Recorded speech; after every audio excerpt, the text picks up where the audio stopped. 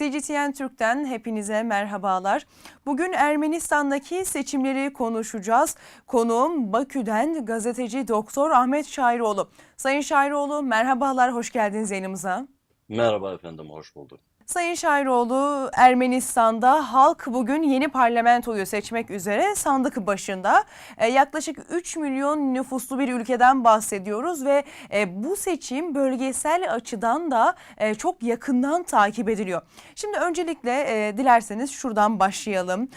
Bu parlamento seçimi diyoruz. Oradaki seçim sistemini biraz anlatabilir misiniz ve nasıl yapıldığını, adayların kimler olduğunu, adayların vaatlerini dilerseniz bu şekilde başlayalım.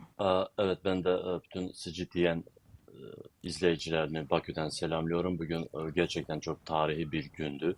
Tek Ermenistan için değil, bölge ülkeleri açısından Azerbaycan, Türkiye ve Avrupa, Batı ile Rusya açısından çok önemli bir geosiyasi bir seçimlerdi.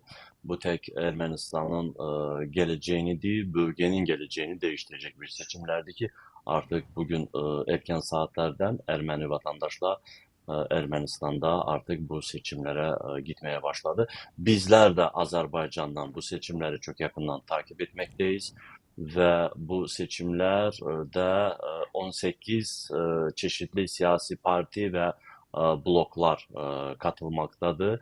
18 aday var ve onların içerisinde en önemli isimler tabii ki hazırki iktidar partisi olan Nikol Paşinyan'ın Hı hı. başkanı olduğu bir parti var.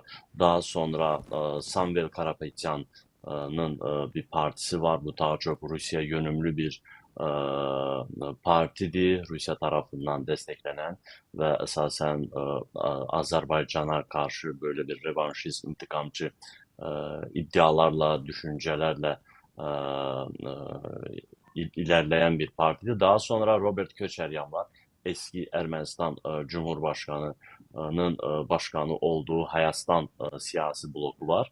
Onlar da Rusya'yla çok yakın ilişkilerde olan ve daha çok Karabağ konusunda Azerbaycan'la yeniden savaş başlatma ve Karabağ geri alma düşünceleri, tezisleri olan bir partiydi. Daha sonra Gagik Tsarukyan'ın başkanı olduğu parti var. Bu daha çok bir Rus yönümlü iş adamıydı, zengin bir oligarktı.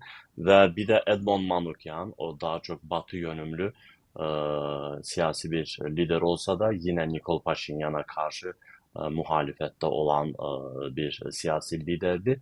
Ve diğer adaylar var, onların şansları çok az olduğu için onların isimlerini birer birer söylemeye gerek duymuyorum. Yani esas seçki yarışı bugün bu adaylar arasında gitmektedir ve geçen gün seçimlere bir gün kalmış Nikol Paşinyan'ın başkent Erivan'da toplam 1 milyon kişilik insanın katılımıyla gerçekleştirdiği seçim öncesi miting bir kez daha gösteriyor ki Nikol Paşinyan'ın bu seçimlerde zafer kazanması şansı daha çoktu. Ama Ermenistan'ı bir ülke olarak en son tarihine bir baksak, önemli anlarda, önemli günlerde Ermenistan içerisinde bir suikastlar, terör eylemleri gerçekleştiğini görmekteyiz. Özellikle de Karabağ konusunda, Azerbaycan'la anlaşma konusunda en önemli anlarda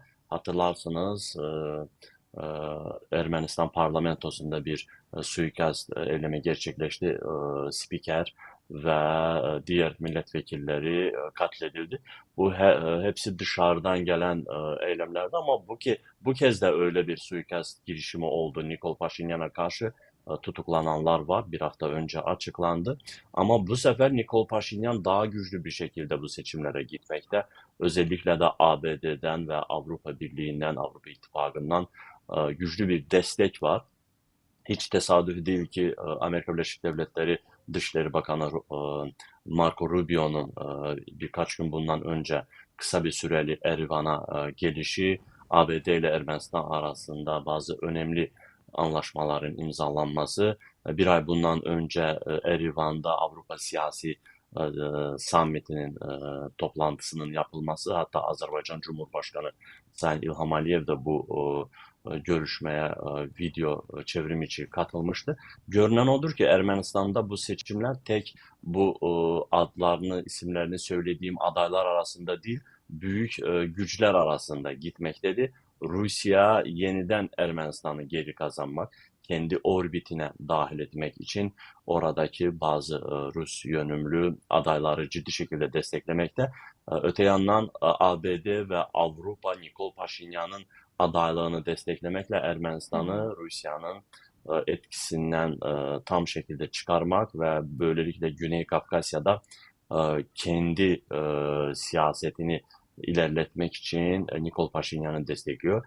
Azerbaycan açısından baktığımızda tabii ki Azerbaycan da bu seçimleri çok yakından takip etmekte.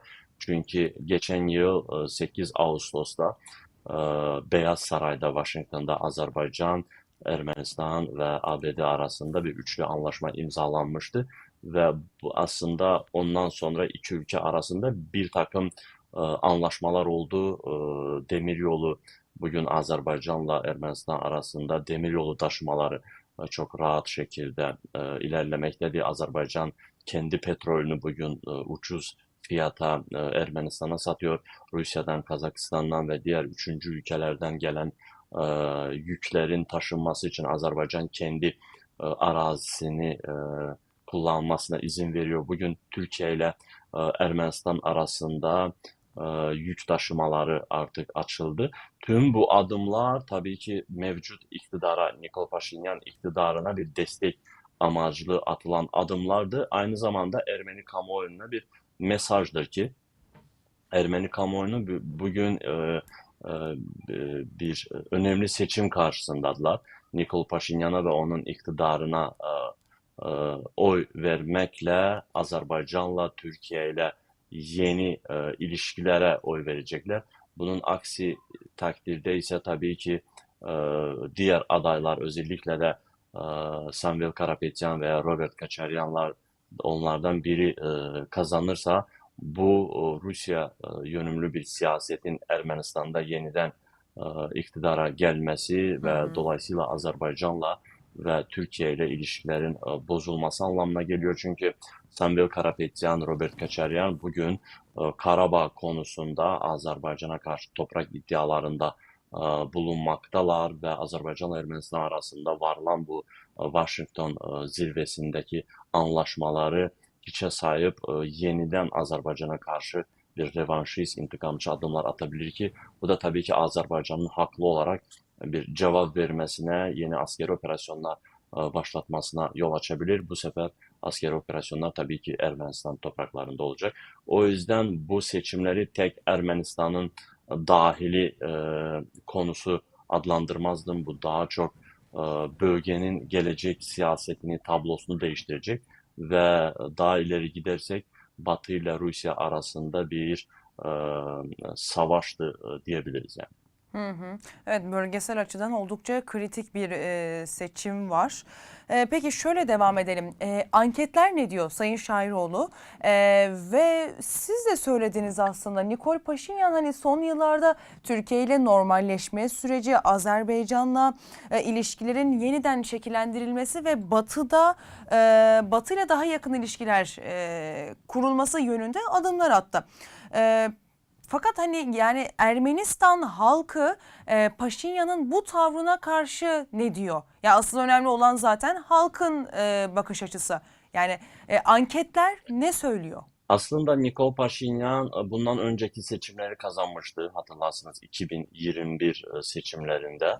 O zaman Karabağ Savaşı'nda Ermenistan mağlup olmuştu.